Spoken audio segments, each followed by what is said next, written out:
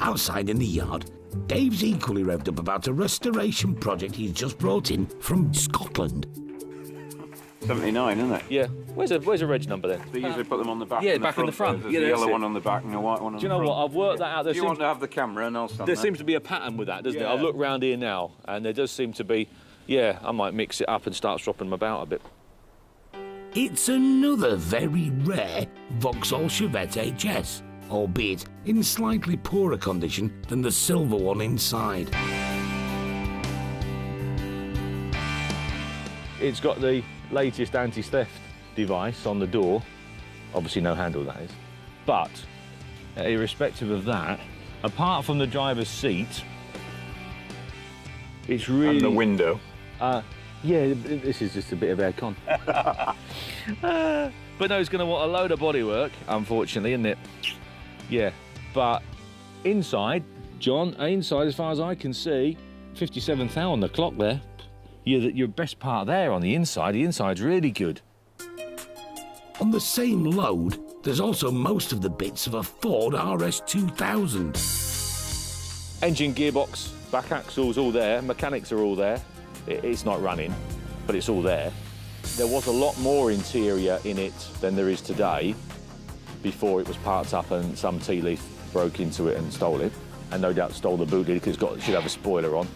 I'm going to truthfully market it, John, as being potentially, I can't control the bidding, can I? But potentially that's going to be the cheapest RS 2000 that you could buy, potentially.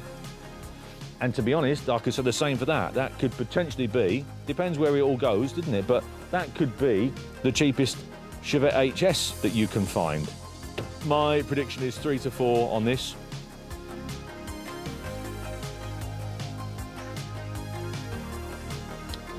I'm going to take a bit of a flyer on that one, on the Chevette.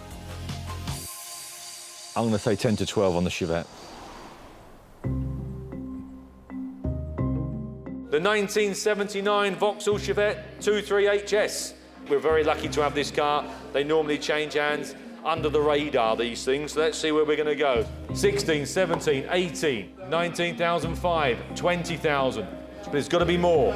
21,000, 22,000, 22,005, 23, 23 and a half, £24,000 and a half, 24,005. Are we going to put it on sold? Yep. It's going to be sold then. 24,750 at 25,000. First for the second, third and last time are we all done? And fair warning at £25,000. £25,000 sold. Hello, is that Mohammed? Hello, it's Jill here from Matthewson's. Hello, I'm just ringing you because you're the winning bidder on the Vauxhall Chevette.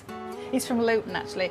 The year this car was manufactured, he was an apprentice for Vauxhall in Luton. When I grew up, yeah, Vauxhalls employed 30,000 people in Luton.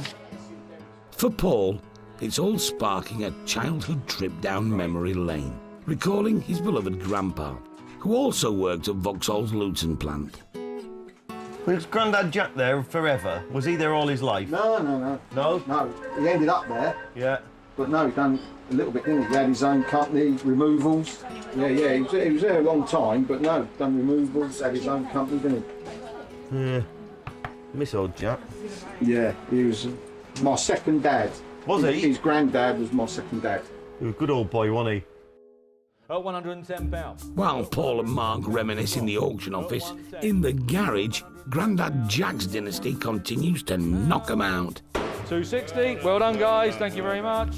And next up, there's considerable interest in the rusty Ford Escort RS, with a discount for a missing boot lid.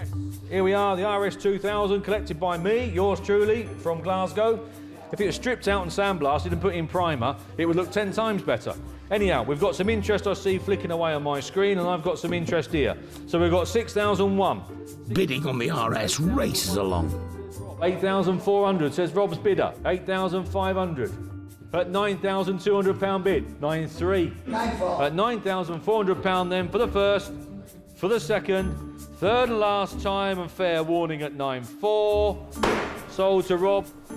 9,400, double the asking price. The RS, requiring serious restoration, fetches top dollar.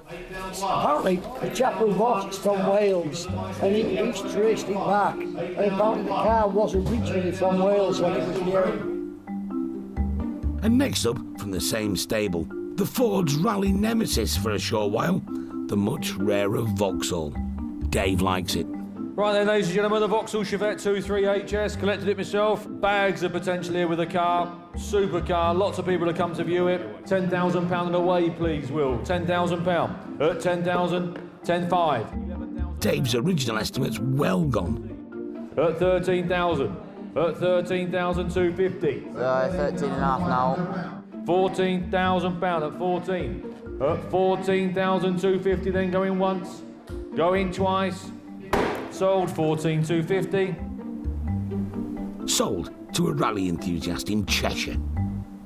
Paul's pleased the rally-inspired cars have turned out champions. We all had a poster on the wall, didn't we, of someone that you aspired to be, really. You normally had someone like Anu Mikula in something, didn't you, doing some heroic manoeuvre, or Colin McRae in his legacy. The sporty examples, isn't it, that you wanted in your youth that you never really got round to. There's peaks and troughs in values, isn't there? And I think we're in a bit of a peak at the moment. It will probably level out a little bit in time, but I think there's a way to go yet.